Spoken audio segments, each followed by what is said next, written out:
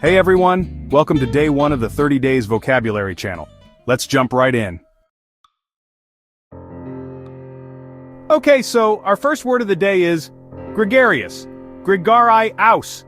It kind of sounds like the name Greg, which is funny because it's from the GMAT list. Anyway, gregarious. It basically just means someone who is super sociable and outgoing. You know that one friend who can literally talk to anyone and everyone at a party? The one who makes friends with the cashier, the mailman, like literally everyone they meet? That person is the definition of gregarious. They just thrive on being around other people. It's a very positive, happy-sounding word, I think. So, for a sentence, we could say something like, she was so gregarious that she made friends wherever she went, see? It just flows. It's like, you picture this person walking into a room and instantly being surrounded by people just laughing and having a good time. It's a great word to describe that social butterfly in your life, or maybe you're that person, maybe you're the gregarious one. If so, I'm honestly a little jealous. Okay, let's move on to the next one. Alright, next up we have the word anomaly. Anomaly. This one sounds a little more science-y, a little more serious, you know? And it kind of is. An anomaly is just something that's unusual or unexpected. It's something that deviates from what is standard, normal, or expected. It's like when you're looking at a pattern and one thing is just off. It doesn't fit. That little weird thing that sticks out, that's an anomaly. It makes you pause and go, wait a minute, that's not right. So, in a sentence, it would be something like, the scientist found an anomaly in the data that required further investigation. It makes perfect sense, right? You have all this data that's supposed to look a certain way, and then there's this one result that's totally different. That's the anomaly. It could be a glitch, it could be a mistake, or it could be a major discovery. It's the thing that piques your curiosity because it's just not like the others. I feel like I'm an anomaly sometimes, but that's a whole other video. Okay, word number 3 is equivocal. Equivocal. This word is kind of tricky, and that's literally what it means. To be equivocal is to be ambiguous or open to more than one interpretation. It's when someone says something, but they're not being direct. They're being deliberately vague, maybe because they don't want to commit to an answer, or they're trying to mislead you without actually lying. It's like when you ask a politician a direct question and they give you an answer that doesn't really answer anything at all. That's an equivocal response. It's super frustrating to deal with, honestly, like, just tell me what you mean. So, for our sentence, we have, her answer was equivocal, leaving everyone confused about her true intentions. You can just feel the confusion in that sentence.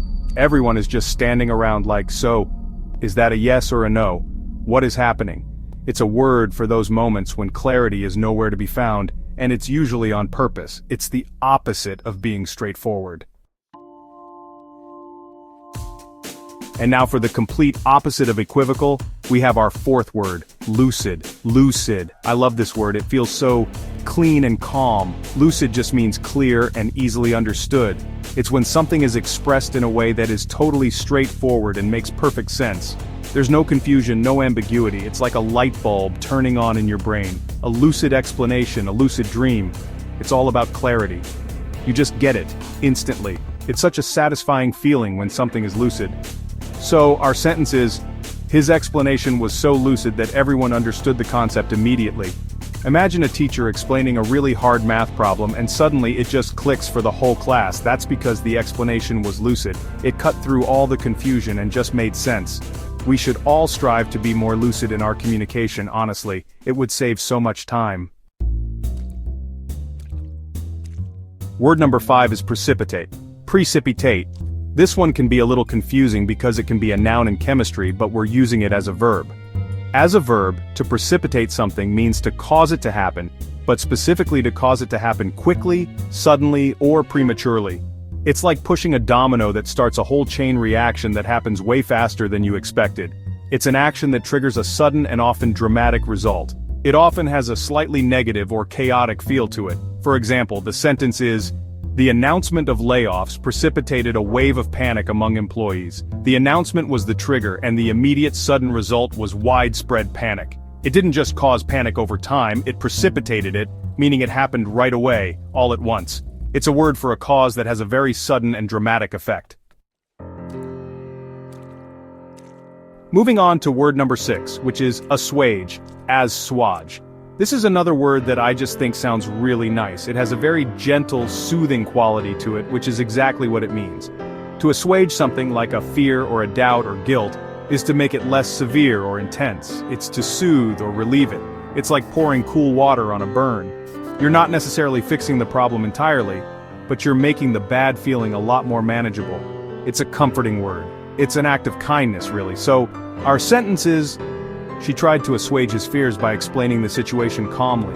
Her calm explanation was the action taken to soothe his fear, to make it less overwhelming for him.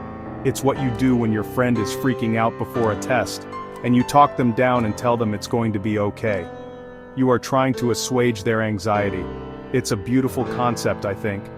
We could all use a little more assuaging in our lives. Okay, our seventh word is erudite. This one sounds very academic, very scholarly. And that's exactly what it is. To be erudite means having or showing great knowledge or learning. It's not just being smart, it's being deeply, impressively knowledgeable, usually from studying and reading a lot. When you think of an erudite person, you picture someone in a library surrounded by a huge stack of books who can talk about like ancient philosophy or quantum physics with incredible depth. They are the experts, the scholars. The sentence we have is, the professor was so erudite that students traveled from afar to hear her lectures. This perfectly captures it. Her knowledge was so vast and impressive that it was a major draw for people. She wasn't just teaching from a textbook, she was a fountain of information. It's a huge compliment to call someone erudite. It means you have a ton of respect for their intelligence and learning. Next up, word number 8 is opaque. Opaque, this is a word you might have heard before, maybe in art class or something. Literally, it means not able to be seen through, not transparent, like a frosted glass window or a really dark muddy pond. You can't see what's on the other side, but we also use it in a more figurative way to describe things that are hard to understand. So, an idea or a piece of writing can be opaque if its meaning is obscure or unclear. It's kind of the opposite of lucid. A lucid explanation is crystal clear, but an opaque one is confusing and dense. It's like trying to see through a brick wall. So, for our sentence, we have, the meaning of the poem was opaque to most readers. This means the poem was written in such a way that it was really difficult to figure out what the poet was trying to say. The language was too dense, the metaphors were too confusing. Its meaning was not transparent.